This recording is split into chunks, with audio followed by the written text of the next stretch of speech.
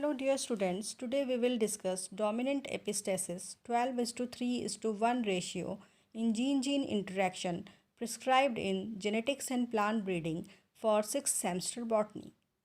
In dominant epistasis, a dominant allele of one gene masks the expression of alleles of another gene. Let us suppose we have two dominant genes A and B. If the dominant allele of gene A masks the activity of gene B, masks the activity of both alleles of gene B, capital B and small b.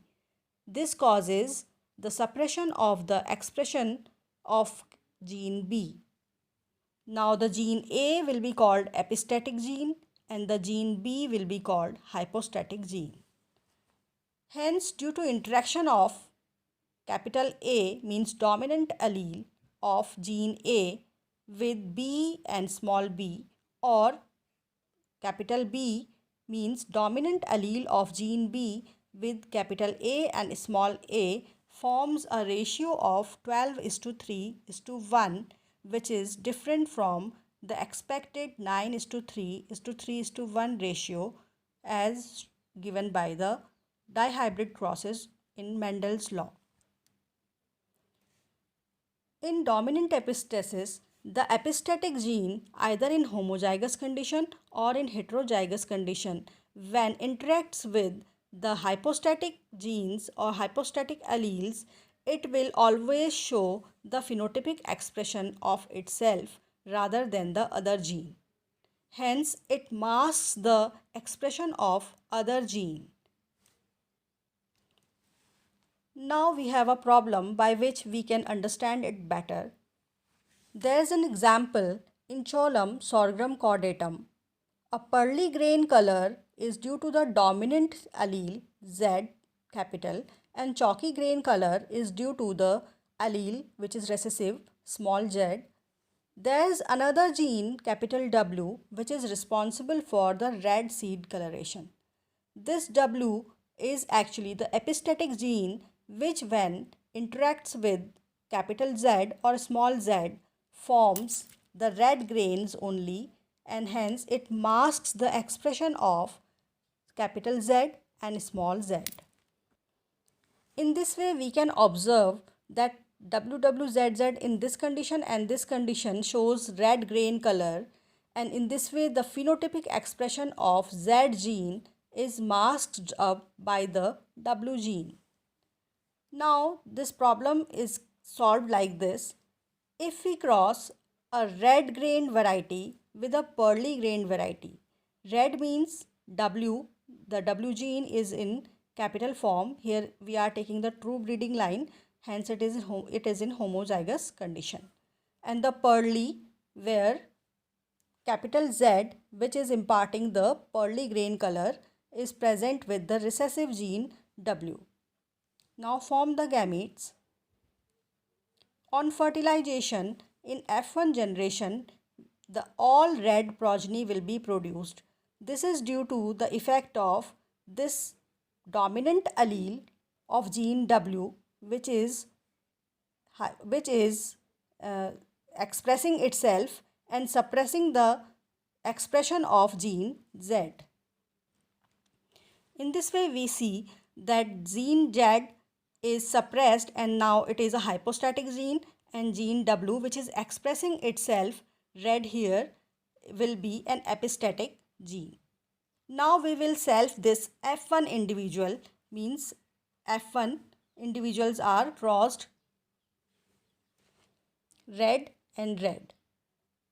Now form the gametes WZ, WZ. In this way, 4 types of gametes are possible, and arrange in a Punnett square box. Arrange the male gametes horizontal way and female gametes in vertical way. Now fertilization is done and fusion of the gametes is done vertically and horizontally. In this way, we will get 16 individuals in the Punnett square. Now the individuals where W, the epistatic gene, is present either in homozygous condition or in heterozygous condition, it will mask the effect of gene Z. Z either in homozygous or heterozygous or in recessive form. All individuals of such genotype will show red color due to the epistatic gene W. Now the individuals where gene W has recessive alleles, it has no effect on the phenotypic expression. Here Z can express itself, hence this Z, this individual, and here this individual will be pearly. And here this will give the chalky individual. In this way 12:3:1, 12 red, 3 pearly and 1 chalky will be obtained. A similar example is from family Cucurbitaceae, in which the squashes Cucurbita pepo has 3 colored fruits, white, yellow and green. The dominant allele Y imparts yellow color, the recessive imparts green color. But there is another dominant gene W, which in its dominant phase it imparts white color. So W is a epistatic gene and it will give white color when it interacts with homozygous Y or heterozygous Y or recessive Y genes. If we cross a true breeding line of white with green, in the first filial generation, we will observe all individuals white due to the presence of the dominant allele W, which is showing its epistatic effect on other alleles. Now we will self the F1 generation and we will form the gametes like this.